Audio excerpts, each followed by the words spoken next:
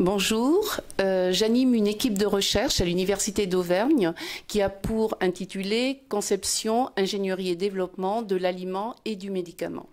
Cette équipe développe depuis plusieurs années un plateau technologique original dans la mesure où il associe sur un même site des outils de modélisation de l'environnement digestif, des outils de mastication, de digestion, d'absorption, de fermentation, à des méthodologies de formulation dans le but de concevoir de nouveaux produits ou de nouveaux concepts pour la nutrition ou la santé animale ou humaine.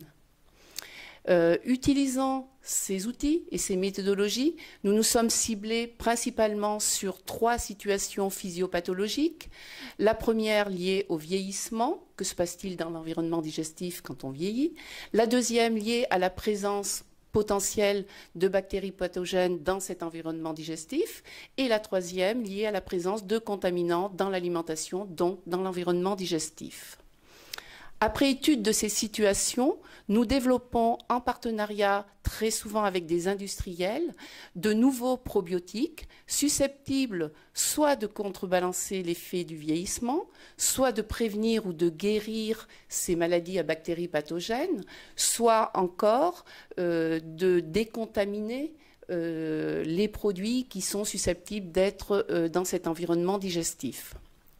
Et nos galénistes derrière développent des formes innovantes d'encapsulation pour un relargage ciblé à un site précis dans l'environnement digestif.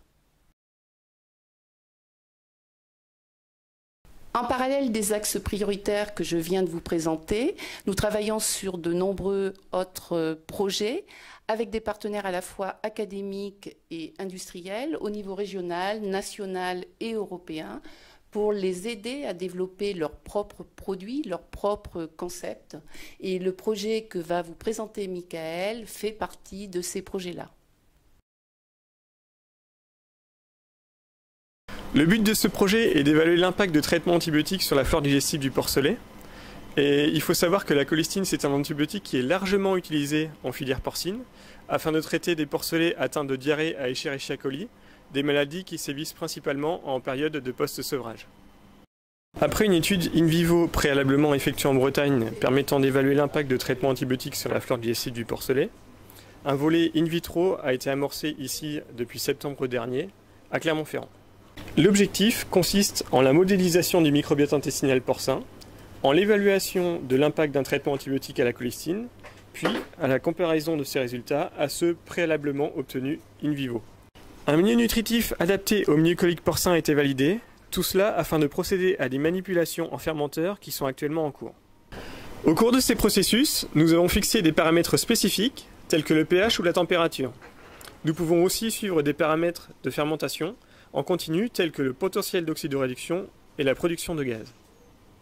À la fin des fermentations coliques, des échantillons prélevés quotidiennement seront analysés par des méthodes de biologie moléculaire afin de suivre l'évolution des principales communautés composant le microbiote intestinal du porcelet.